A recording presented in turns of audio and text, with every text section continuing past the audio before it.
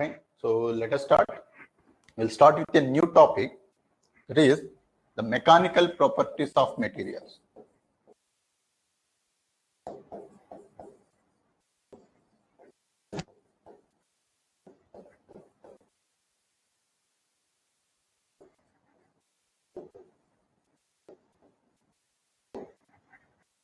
So mechanical properties of materials.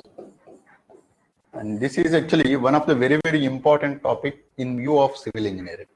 Because actually they do study most of the times the strength of the materials, right? So there is a separate subject called the strength of the materials.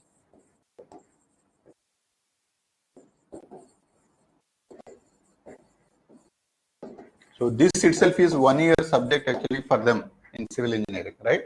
What they are going to study is actually, as the name suggests, so this is simply, they will be finding out the strength of the material. Now, actually, how we can find out what is the scientific way of finding out the strength of the material? So that we are going to study in a great level of detail in this particular topic, right? So there actually, suppose let us take this pen. Now on this pen actually, I applied a force on it. Now if I try applying the force on this material, then actually it will try to withstand to some extent. Suppose actually there is a edge here and there is a force on this side. Now actually by keeping this edge, actually I am trying to push like this. So I am applying more and more force. Then actually it will try to withstand that force. But at one time actually it start actually fracturing it out. So or actually it starts spoiling out if I keep on increase the force. Suppose actually if I apply, suppose actually I kept this on this ground and there is a weight of 1 kg, I kept it. So suppose, let us say, take this particular case. Now let us say there is an egg here. So this is egg. On this egg actually, so I have kept maybe 10 grams mass. Then actually it will try to withstand. Now actually I kept 100 grams mass. Even then also it will try to withstand. Now actually I kept 500 grams of the mass. Then actually even then also it might withstand. Now actually if I keep 1 kg rod, so 1 kg stone on this particular egg, then actually it is going to be fractured. So there is a strength that is going to be associated and that we need to be calculated. So the strength of this material, we need to be finding it out. And then actually there is another important aspect of this. Suppose, let us take this one. Now actually on this board, if I try to push it like this, then actually, so it won't allow my hand to go inside. Suppose actually, if I take a nail, on that actually, nail actually if I put with the hammer, then actually the nail will go inside automatically. Now what is the difference in that? So if I apply the same force, suppose 10 newtons of the force, if I apply with my hand, actually it is not moving. And the same 10 newtons of the force with a nail, if I put it 10 newtons of force, then actually it is going inside. Now there actually the area under which actually this force is applied does matters there. So as the area of the nail is very small, so if it is very thin, actually it is easy to go inside for the same force. So the force is not only the important factor, and what is the surface area that is going to be associated by applying that force is also matters a lot. So these two together we need to consider whenever we are studying the strength of any particular material. So randomly if you consider any material, on that actually the study of is going to be, let us take one particular rod like this. On this rod actually I applied a force on this. Now if I apply the force on this, now on which area I am applying, that also matters, as I said earlier. So on the nail actually it is going to have very less area. Hence actually if you apply a force, it is easy for the nail to go inside automatically. Suppose if I take the rod and then try to apply the same force, it won't go inside because the area of cross section is more. So here what it matters for us is, suppose if you take certain area of cross section, if you apply the force, the ratio of force by area. So this is what actually does matters here. So this force by area is called as the stress. So this is called as stress. Now, in the case of the same concept is treated in the case of fluids and gases. In these cases, so this force by area is called as the pressure. So pressure in the case of fluids and gases is exactly the same role of force by area, which is nothing but the stress in the case of solids. right? So this stress actually, if you apply it, then what kind of changes that it is bringing on this rod? So there are multiple changes actually it can bring in. One is, suppose if there is a boundary here, on this boundary, I kept a rod like this, then actually I tried applying the force on this. As I keep on increase the force value, then actually the value of this width is going to be changed, and the value of this length is also going to be changed. See this, it is bulging like this. So the expansion is going to be having in the lateral direction, and the compression is going to be there in the direction of the longitudinal direction. So the length is going to be reduced. So if you apply the compressive force, the length is going to be reduced, and then actually this value is going to be increased from d to, so d plus delta d. So d plus delta d. So this is the increment of delta d. So if we apply force on any material,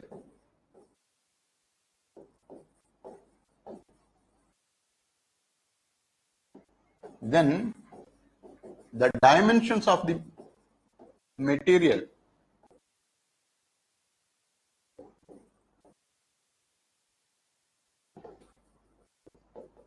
is going to be changed.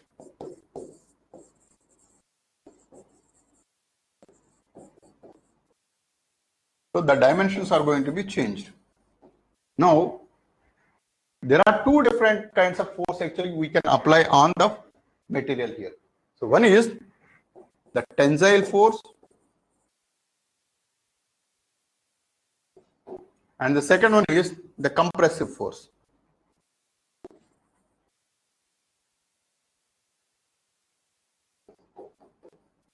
So tensile means longitudinal force which is going away. That means on the same block actually there are two different ways actually I can apply the force. Suppose if I apply the force in this direction, the length is going to be increased and the width is going to be reduced. So this is the width and the length is going to be increased. So this is delta L, and then the original d value is going to be changed to the reduced value. So that is d minus delta d. So here actually in this particular case, length is increased,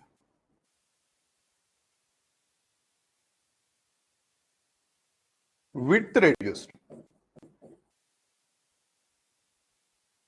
So this is in the case of tensile force. And here in this case actually length is decreased. In this case length is decreased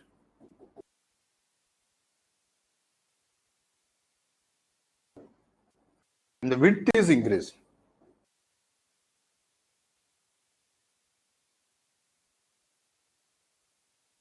The length is decreased and the width is increased, and this is called as the compressive force, the result of compressive force,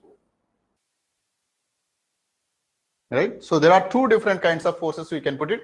Either you can put the force actually so that it will reduce the dimensions, the length is going to be reduced, and another way is actually you can increase the length, so that is in the opposite direction.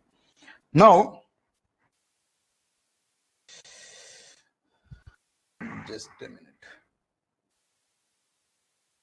see this. Now here actually if you apply the tensile force, so tensile force actually increases the length. So because that is a longitudinal and going away, so tensile force actually increases the length. The ratio of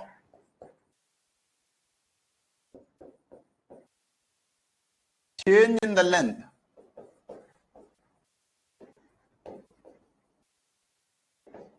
to the original length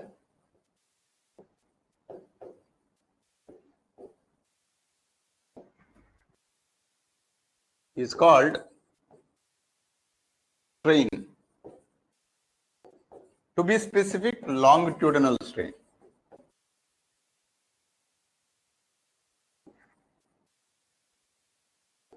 So this is called as longitudinal strain. Suppose take this is the boundary and this is the rod. On this actually we apply a force on this, then actually the change in length is going to be off. So this is the change, and this is called as delta L, and the original length is of this is L, and delta L is the change, and then so this is L, let us say delta L is the change, then the original width is going to be of D, And then actually the change in D is going to be of, so this is D plus delta D, where delta D may be negative value. So because actually this is a longitudinal one, the change is going to be of delta D, and then actually the change in the length is of delta L.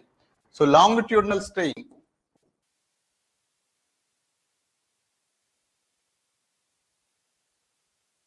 is measured as, so this is S is equal to delta L, that is the change in length divided by original length. So this is what is the longitudinal strain. Obviously, it is the ratio of the length, change in length by length. So there is no dimension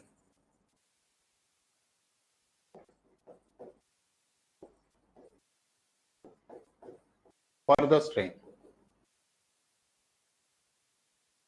There is no dimension for the strain. And the second one is the lateral strain.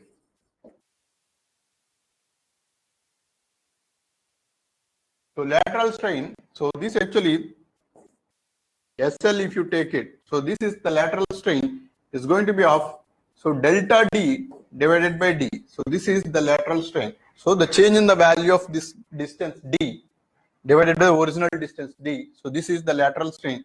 Even this also no dimension. So any strain actually no dimension.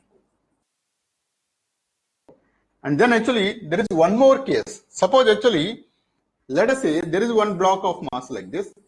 On this actually, if we apply the force on this, then the dimensions of this is going to be changed to a different extent. That is, so due to the application of the vertical force, now as it is not able to withstand that, then actually there will be a slight deformation of this particular block to the sideward. So there is a deformation. So this is the delta x, or this is delta x, and then the original length is going to be of this L. So the lateral displacement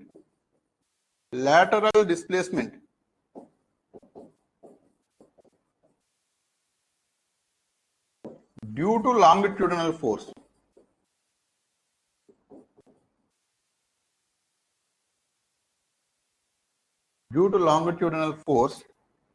let it be delta x,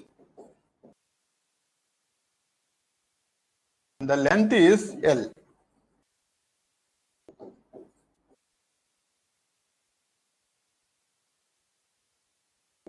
Is L, then the ratio of delta x by L and is called the shear strain,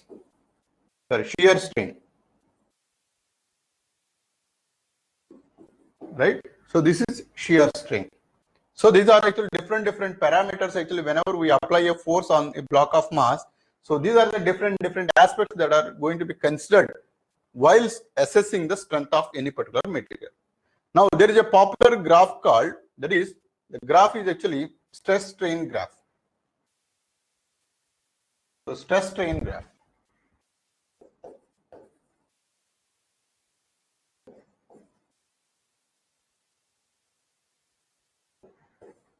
The stress strain graph is, let us say you take strain along this axis and stress along this line.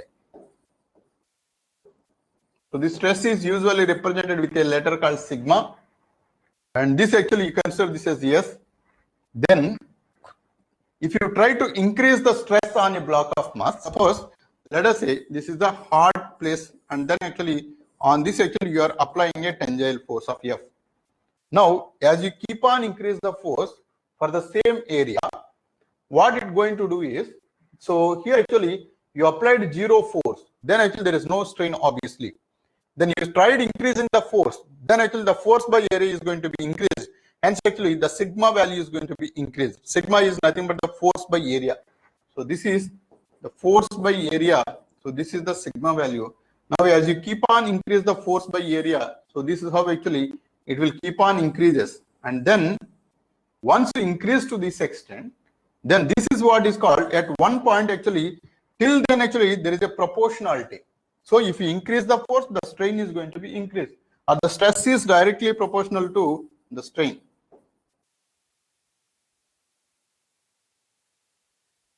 So the stress is directly proportional to strain, and this ratio of stress by strain, and this is equal to constant.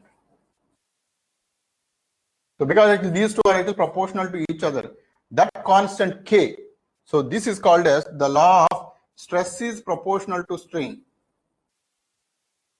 And this law is called as Hooke's law. So this is called Hooke's law.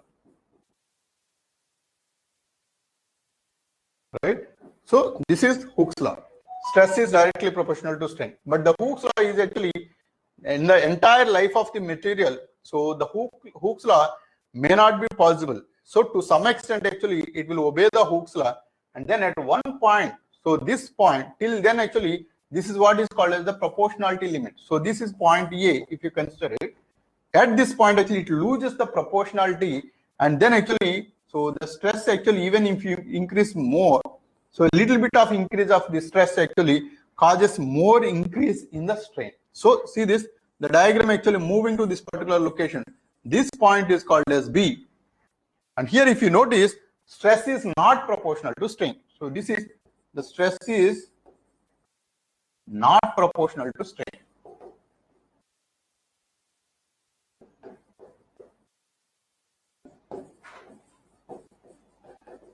Between A and B. So between A and B, the stress is not proportional to strain. For a small increase in the value of stress causes more increase in the value of strain. And then actually, nevertheless, actually this point B is one point where if you leave the force, suppose actually if you make this force to 0, that means actually if you remove this force, then actually it regains its original shape. So at point B, okay, so at point B, if we remove the force,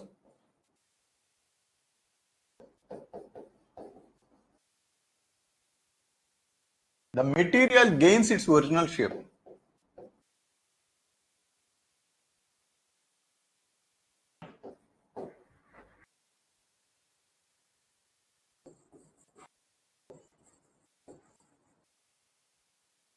Even though the Hooke's law is not obeyed.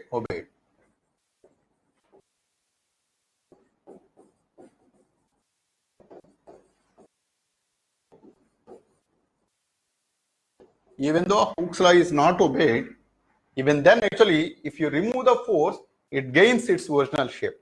That is one important aspect. And then actually if you still further increase the force,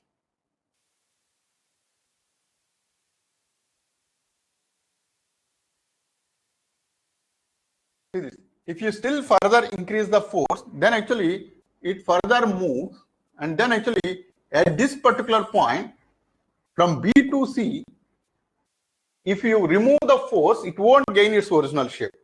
So this point is called as C. So from here onwards, actually, it won't gain its original shape. And then actually, even with the small increase in the force, actually, so this is actually is deformed. And then actually, so this distance of this strain is called as the permanent set. So this is called as, this distance is called as the permanent set.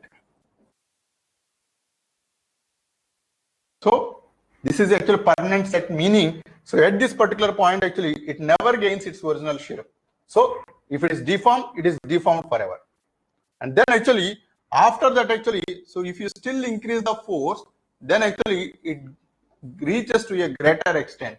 Now it is deformed. Suppose actually if you take a rubber band, now actually you apply force on the rubber band. Now it starts deforming at one stage. If you keep on increase the force, then actually it starts deforming, and then actually it loses its original shape. So it is elongated to a greater extent. So it won't gain to its original shape, and then actually it starts deforming. Now at one particular stage, so this is what is called as the ultimate stress. So this stress is called as the ultimate stress. So this point D, if I call this as, this is the ultimate stress. Because even if you increase the force, actually it will make completely deformed, or actually it will break completely. And this is the maximum force actually it can withstand without deforming. And then actually this point is called as the fracture point. This is the fracture point. Now here, if you notice, even if you reduce the stress also, still actually it will deform. So till this point, actually, it is trying to withstand, and actually the force is increased and the strain is also increased. The stress is increased and the strain is also increased. And this is the maximum stress it can reach out. And after that point, actually, even if you reduce the stress also, actually it will be deformed. See this? So this is the reduced stress. But still, actually, it is increasing the strain. So on this side, actually, it is moving. The curve is moving towards the right. That means the strain is keep on increasing, even if you reduce the stress also. So at this particular point, the material will break into two different parts, and this point is called as the fracture point. So these are the characteristics of stress strain graph for any kind of material. So this is not only for one particular material.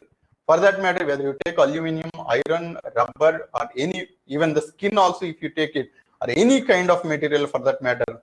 So this is the characteristic that it is going to follow.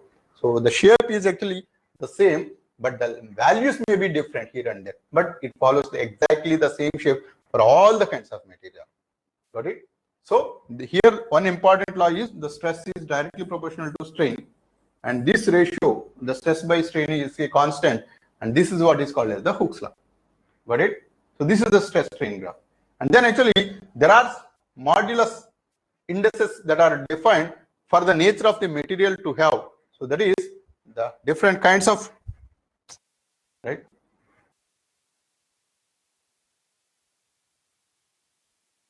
So this modulus, so there is a way of measuring this modulus. So that is the stress by strain ratio. So Young's modulus.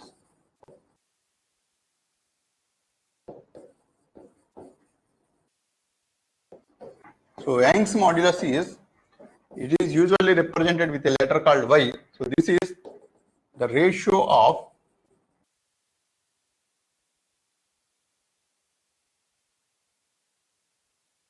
longitudinal stress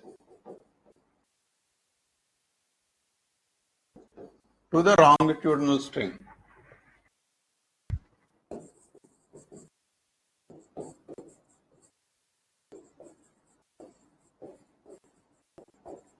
Is defined as Young's modulus.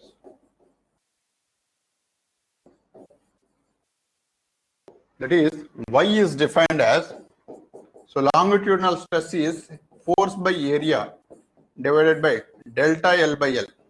So this is the Young's modulus, or this is F into L divided by A into delta L. So this is the Young's modulus. And the second one is the shear modulus.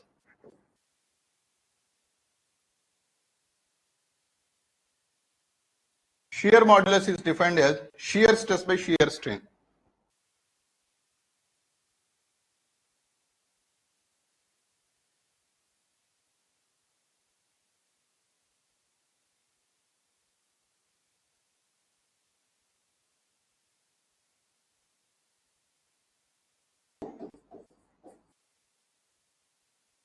Is defined as shear modulus.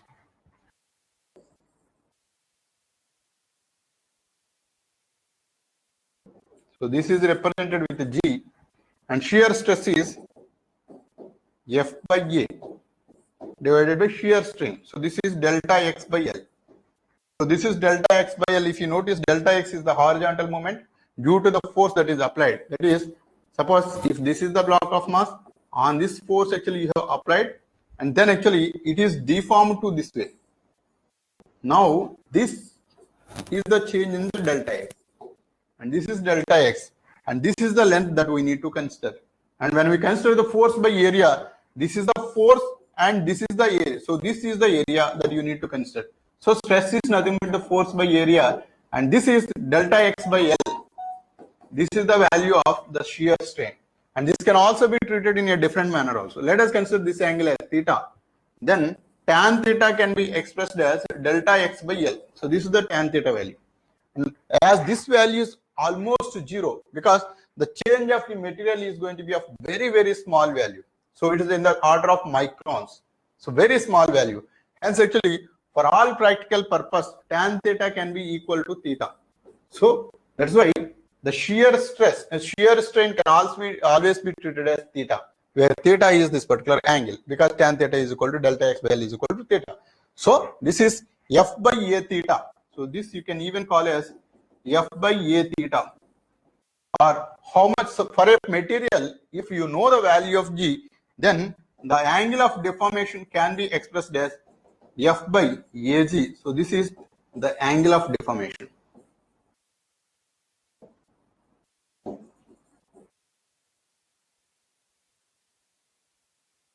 This is called as the angle of deformation.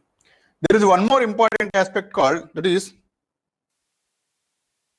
Poisson's ratio.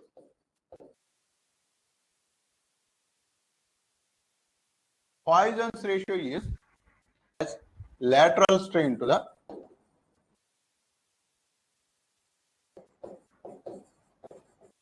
longitudinal strain.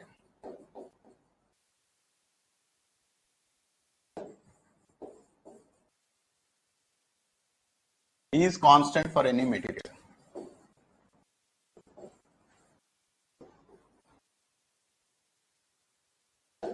And the ratio is called as Poisson's ratio.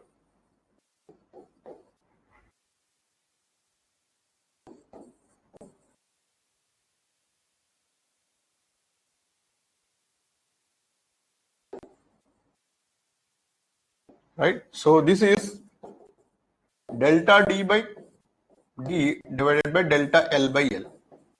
So this is L by D times of delta D by delta L. So this is the ratio of lateral strain by longitudinal strain, and this is treated as the Poisson's ratio. Got it? This is same for any particular material. So that means actually if you take different material, so different size of the same material. Suppose I have taken one block like this, I have taken one more block like this.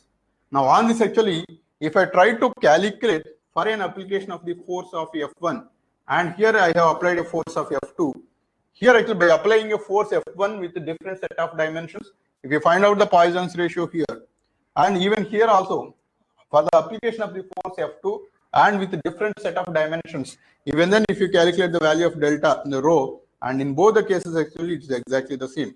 So it doesn't matter whatever may be the size of the material, it doesn't matter actually whatever may be the dimensions of the material and whatever may be the force that you are going to apply. In every case actually it is going to give the same as long as the material is same. So hence actually this is the characteristic of one particular material. The ratio of lateral strain by longitudinal strain is maintained constant. Got it?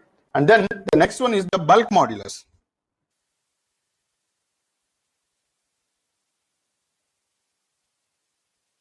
Bulk modulus actually, this is total stress by the volumetric strain.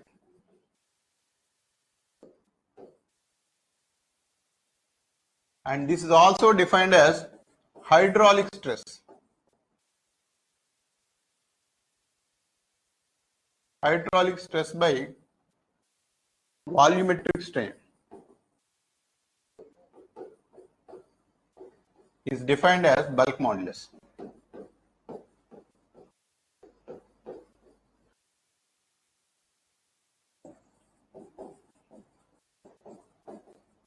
Now this meaning of this hydraulic stress is, suppose if you see this, let us say this is a sea, and then actually let us say there is one mass actually that is immersed on this particular sea.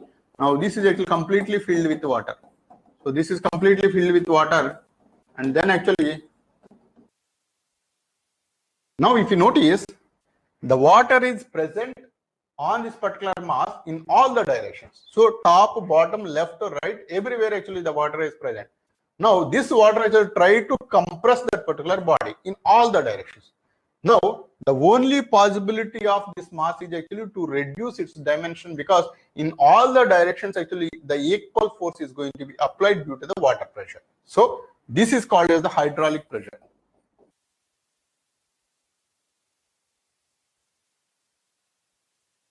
So let us say this hydraulic pressure is of P, then actually that means the P is nothing but the force by area. So the force is applied on all the directions, and the ratio of the force divided by area, that is considered as the pressure. So in water, actually, we separately calculate this pressure, and this is called as hydraulic pressure divided by, obviously, as the force is applied in all the directions, the volume of this block is going to be changed. So the change in the volume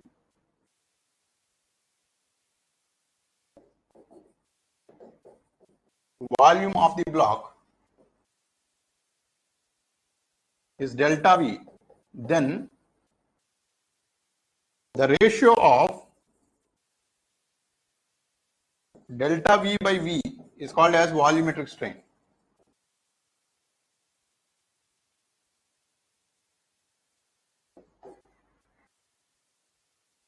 So this is called as volumetric strain, and bulk modulus is defined as, so this is the pressure divided by delta V by V. Pressure by delta V by V, or PV by delta V. So this is called as the bulk modulus. Got it? So delta V by V is the volumetric strain, and pressure is nothing but the force by area which is applied on all the directions equally under the case of water. So hence actually this is the hydraulic pressure. So this hydraulic pressure divided by delta V by V. Now actually most of the times actually if you notice, this is of negative sign. Why? Because when you apply force in all the directions, the possibility is actually the volume is going to be reduced. So the delta V value is always negative in the case of volumetric pressure. Hence actually this is usually treated with a negative sign. Got it? Yeah. So this is volumetric strain.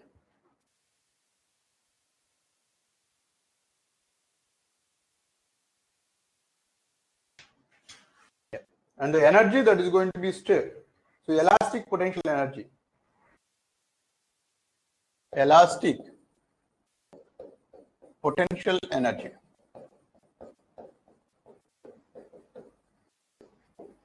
Elastic potential energy in a stretched way.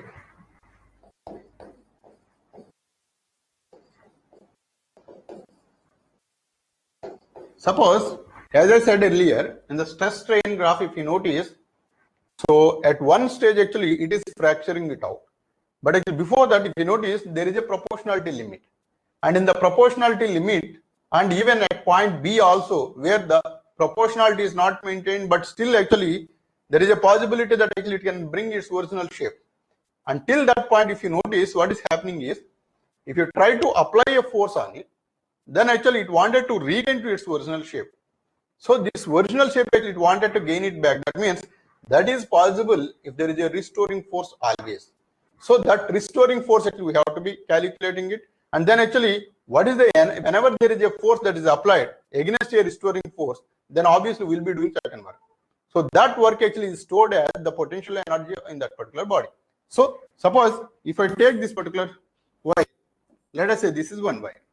On this wire, actually, I applied force on it. So if I apply force on this wire, then actually, due to the application of this force, obviously, this is going to be stretched. So let us say it's stretched to this extent. And this is, let us say, I call this a small l, and this length is called as the capital L. And this capital L is the original length, and this is the deformed length. And then actually, due to the deformation, obviously, as you have applied the force, there is a change in the value of length. And then if you remove the force, it is wanted to regain its back. That means there is a restoring force always acting on it. Restoring force acting on it. So as there is a restoring force, whenever you are dragging with certain force, you will be doing certain work. And that work is stored as the energy in this particular equation. Now here actually this energy we have to be calculating. Now let the Young's modulus of the material be Y. Let the Young's modulus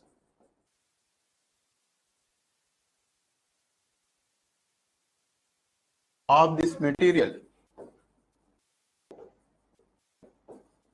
be Y. Then obviously Y is equal to force by area, which is the stress, divided by the strain, which is the longitudinal strain given by L by L. So this is the longitudinal strain, L by L. Now from this actually you can calculate the value of F as F is equal to Y into small l divided by capital L and then into A. Now this is the force. Now this force actually is deformed for us. Let us say there is an elemental change in the length of L. So that is the change in the length. So you have considered to change an elemental length of delta L. Then actually the force into displacement is the work. So dW is equal to work done in moving or in making a change of, in making a small change of delta L or dl. Now this is nothing but force into dl. So this is force is y into small l divided by capital L. Capital L anyway constant, that is the initial original length, and then into dl. So this is ya by capital L into L dl. Now if you integrate on either sides, you are going to get the total work done, which is nothing but the restoring force, or actually the energy that is going to be associated, which is nothing but the potential energy. So this is the potential energy or the restoring energy.